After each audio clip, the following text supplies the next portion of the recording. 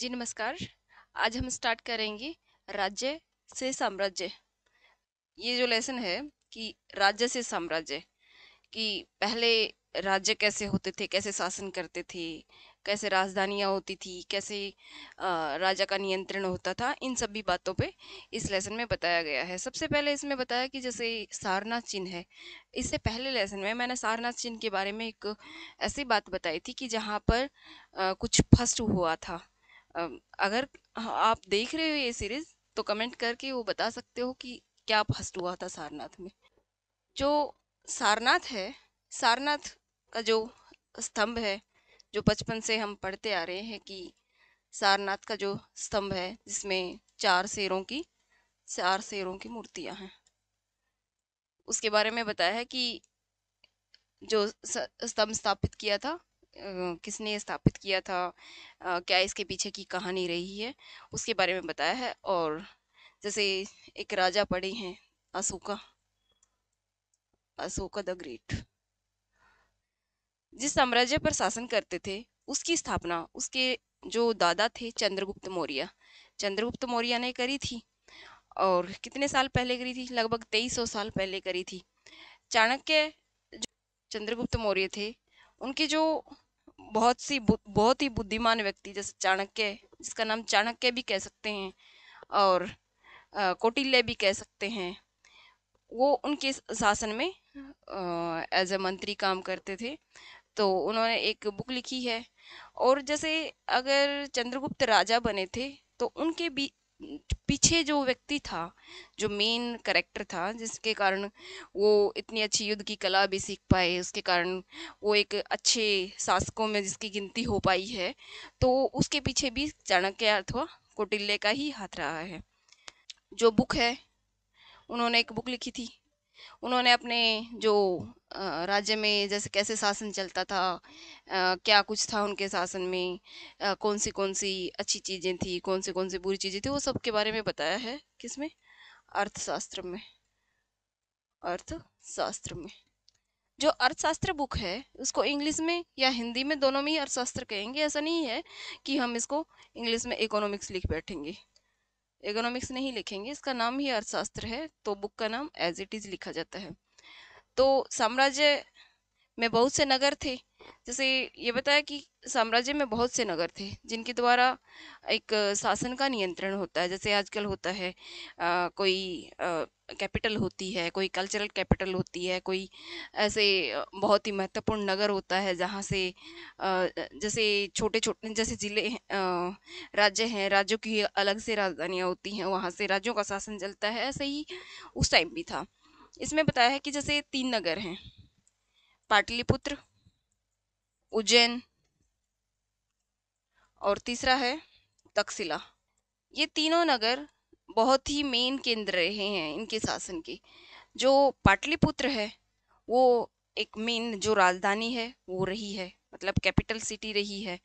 उज्जैन और तक्षशिला है, जो जो तक्षशिला है, जो इंडिया का ऐसे पार्ट है, जैसे ऐसे हम इंडिया का ऐसे मैप बनाते हैं जब, तो तक्षशिला यहाँ है। अभी अभी फिलहाल यहाँ है क्योंकि ये वर्तमान में पाकिस्तान का हिस्सा है। पर जो यहाँ से व्यापार होता था, पश्चिम से जो व्यापार होता था, उत्तर पश्चिम जो देशों से व्यापार होता था, वो तक्षशिला के कारण ही जैसे वहाँ से मजबूती थी।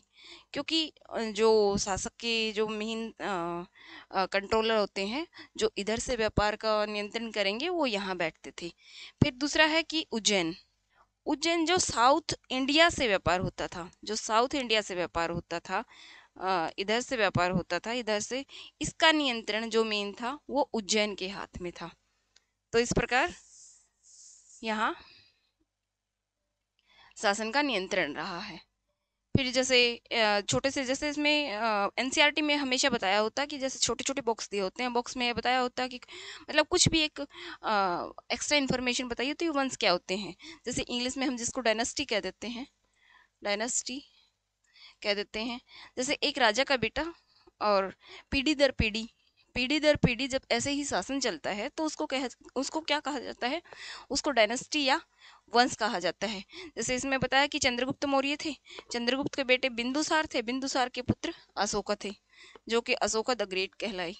जो मैंने एक्सप्लेन कर दी जो बात कि उज्जैन, पाटलिपुत्र और तक्षशिला के लिए, वही बात यहाँ पर बताई गई है। बस एक और अन्य बात है कि जो पाटलिपुत्र था पाटलिपुत्र था उस पर शासन सीधा राजा का नियंत्रण था, उस पर सीधा राजा का नियंत्रण होता था। परंतु जैसे उज्जैन था या तक्षशिला था, यहाँ पर जो राजकुमार होते थे, जो राजा के बेटे होते थे राजकुमार, वो एज अ गवर्नर शासन करते थे। तो यहाँ पर जैसे ये बताया है कि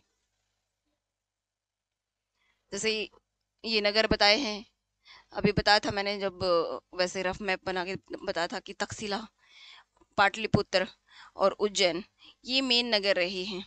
जैसे और छोटे छोटे नगर हैं वो भी किसी न किसी सांस्कृतिक रूप से महत्वपूर्ण रहे होंगे, परंतु ये जो तीन इस लेसन में इन तीनों नगरों के बारे में ही बताया है। जो साम्राज्य का प्रशासन था वो अलग अलग हिस्सों में बटा हुआ था।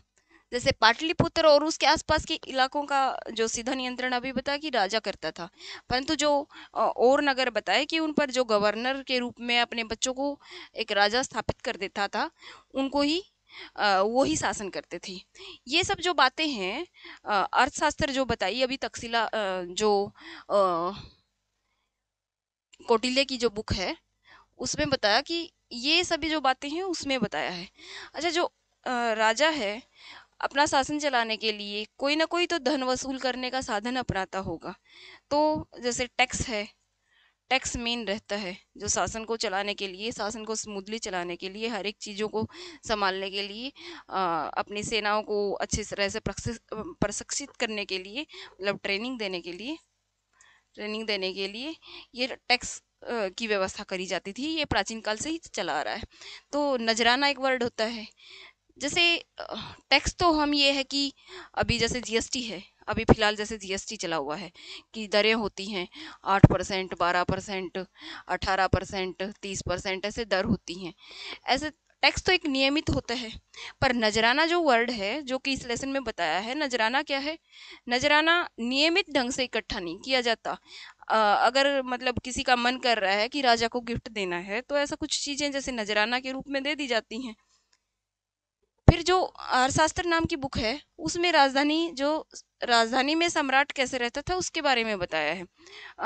ये जो बताया है अर्थशास्त्र में न बताकर ये एक उनके दरबार में मेगास्थनीज नाम के व्यक्ति हैं, चंद्रगुप्त के दरबार में पश्चिम एशिया से यूनानी राजा जो सेल्यूकस निकेटर हैं उसके राजदूत थे। जो मेगास्थनीज हैं वो सेल्यूकस निकेटर नाम के जो राजा हैं, जो पश्चिम एशिया के जो राजा हैं सेल्यूकस निकेटर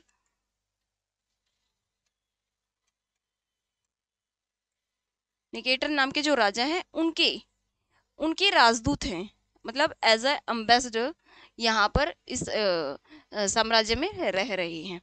तो वो अपनी बुक में जो उन्होंने अपनी बुक लिखी है, बुक का नाम क्या है? इंडिका। इंडिका इंडिका नाम की जो बुक है उनकी, उसमें ये बताते हैं कि जो आधुनिक पटना नाम का जो नगर है, यह एक विशाल खूबसूरत नगर है, विशाल प्राचीर से घिरा हुआ है, जिसके कितने 570 570 बुर्ज हैं और 64 गेट कह सकते हैं, द्वार कह सकते हैं कि जो 64 गेट हैं। और जो वहाँ के ये भी बताता है कि जैसे कितना समृद्ध वो जो साम्राज्य है वो रहा है, उसके बारे में बताता है कि जैसे 2 या 3 मंजिल वाले घर हैं, कि कोई सिंगल मंजिल वाला घर नहीं है, 2 या 3 मंजिल वाले घर हैं, लकड़ी और कच्ची ईंटों से बने हैं। जो जो घर हैं लकड़ी और कच्ची ईंटों से बने हैं। राजा का जो महल है वो भी काठ से बना हुआ है। जो राजा का महल है वो भी काठ से बना हुआ है, जिसमें पत्थर की जो नकाशी है वो भी की हुई है। चारों तरफ से उद्यान और चिड़ियों के बने हुए बसेरों से घिरा हुआ है। तो ऐसे एक जो राजा की राजधानी है उसका विवरण। अशोक एक अनोखा सम्राट।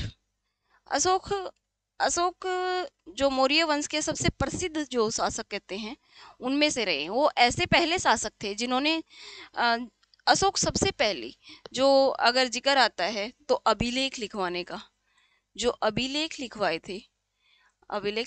थे वो सबसे पहले किसने लिखवाए थे? इतिहास में सबसे पहले अशोका ने ही लिखवाए थे। ऐसे सबसे पहले शासक थे जिन्होंने अभिलेखों के द्वारा जनता को अपने संदेश पहुंचाए। उस टाइम पे वो संदेश पहुंचाते थे। आज वो जो अभिलेख हैं जब हमें मिलते हैं तो हमारे इतिहास का सोर्स रहते हैं। अशोका की ज्यादातर अभिलेख प्राकृत भाषा में। फिर ये भी बताया कि उस टाइम पर कौन सी भाषा मशहूर थी? जो प्राकृत भाषा है, और ब्राह्मी लिपि है। ये उस टाइम पर प्रचलित भाषा और लिपि रही है। फिर जैसे कलिंग जो युद्ध है जो अशोका ने 261 बीसी में किया था, उसका वर्णन किया है कि जैसे कलिंग का युद्ध है जो एक मेन पॉइंट रहता है अशोक के जीवन का। जैसे इससे पहले अशोक ने अपने, जैसे कहा जाता है 99 भाइयों को मारकर जो गद्दी है उसको हासिल किया था और बहुत ही नरसंहार किया था। जो कलिंग का युद्ध है इसमें बहुत ज़्यादा नरसंहार किया था। उसके जो दादा हैं, उसके पिता हैं, कलिंग को नहीं जीत पाए थे, परंतु जो अशोक हैं, अशोक ने इस जो कलिंग नाम की जगह है जो कि वर्तमान में कहाँ पड़ती है? उड़ीसा में। जो कि वर्तमान में उड़ीसा में पड़ती है, उस पर अपना अधिकार कर लिया था। लगभग 1.5 लाख लोग बंदी बना लिए गए थे, 1 लाख से ज्यादा लोग मारे गए थे। तो ये चीजें ऐसे देख के उनसे एक बुद्ध एक उनसे उनकी मुलाकात होती है और वो उनसे इतना प्रभावित होते हैं। वो इस युद्ध के बाद आगे कभी किसी को ना जैसे किसी के साथ ना लड़ने का एक ऐसी नीति अपनाते हैं जिसका नाम है क्या? जो बौद्ध धर्म में धम्म के नाम से प्रचलित है। क्या नाम है? धम्म के नाम से प्रचलित है। इस नीति का मतलब क्या है? जो धर्म है, प्राकृत भाषा में धर्म को ही धम्म कहा जाता है। अशोक का धर्म क्या था? अशोक का धर्म ये था कि जब अशोक ने धर्म के किसी देवता की पूजा, अथवा जैसे हम कोई भी जैसे अभी नवरात्रि चल रही हैं तो अब जैसे कोई पूजा करते हैं, कर्मकांड करते हैं, तो वो कहते हैं हम ऐसी चीज़ों को ना अपनाकर हमें ऐसी चीज़ें करनी चाहिए, जैसे हमें किसी का मन नहीं दुखाना चाहिए। जैसे एक पति है तो उसको अपने वाइफ को, राजा है तो उसको अपनी प्रजा को, और जो एक शासक है तो वो अपने से जो नीचे वाले हैं उनको सबको खुश रखने की कोशिश करे, उनकी ज़रूरतों का ध्यान रखे, हमेशा उनके लिए एक प्रेरणा का स्रोत बने और जैसे उनकी समस्याओं को सोल्व करने की कोशिश करे। तो और उनके प्रति जैसे एक सेंसिटिवनेस वर्ड होता है कि उसकी चीज़ों को समझने की कोशिश करे। और फिर जैसे जो अशोका हैं वो एक धम्म महामात का एक पद भी इंट्रोड्यूस करते हैं, और जो कि इनका जो काम होगा, जो धम्म महामात्र होगा, उसका काम होगा जो धम्म है उसका प्रचार प्रसार करना, हर जगह, हर बाहर जाकर करना पड़े या फिर राज्य में रहकर करना पड़े, ये सब चीज़ों का नियंत्रण ये करेंगे। अभिलेख है जो कि अशोका का है, जो आज फिलहाल के समय में राष्ट्रपति भवन में, प्रेसिडेंट हाउस में है। इसको रामपुरवा का अभिलेख कहा जाता है, जो कि उस टाइम पर ये बिहार में था।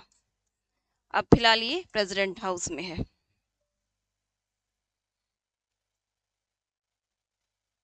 वही बताया कि राजा ने अपनी प्रजा के लिए क्या क्या संदेश दिए। लोग विभिन्न अवसरों पर जो अनुष्ठान करते हैं, जैसे उदाहरण के लिए जब बीमार हो जाते हैं, जैसे बच्चों का विवाह होता है, बच्चों के जन्म पर जब यात्रा करते हैं, तब तरह तरह के अनुष्ठान करते रहते हैं। तो ये ऐसे कर्मकांड किसी काम के नहीं होते। अशोका कहते हैं कि ऐसे जो कर्मकांड है किसी काम के नहीं होते, इसके बदले में हम किसी दूसरी रीतियों को माने, जैसे जो कि ज़्यादा फलदायी होंगी। जैसे अपने दासों को, नौकरों के साथ अच्छा व्यवहार करना चाहिए, बड़ों का आदर करना चाहिए, जीवों पर दया करनी चाहिए, ब्राह्मणों और सवर्णों को दान देना चाहिए। मतलब ऐसी ही चीज़ें जो करके जिससे सेंसिटिवनेस जो वर्ड है उसको बढ़ावा मिले। तो धम का जो रियल मतलब वही है कि एक दूसरे की संवेदनाओं को हम समझ पाएं। तो फिर जो ब्राह्मी लिपि है, अभी जो बताया था कि उस टाइम पे साम्राज्य में प्राकृत भाषा थी, भाषा प्राकृत थी, और लिपि कौन सी थी? ब्राह्मी लिपि थी। उस ब्राह्मी लिपि में जैसे जो वर्ड हैं, अ वर्ड को कैसे लिखा जाता है? आरंभिक ब्राह्मी में ऐसे लिखा जाता है, जैसे ऐसे ऐसे लिखा जाता है, और बांग्ला में इसको ऐसे लिखा जाता है, और मलयालम में ऐसे, और तमिल में ऐसे लिखा जाता है। तो इसके बारे में बताया है। जय हिंद। Thanks for watching.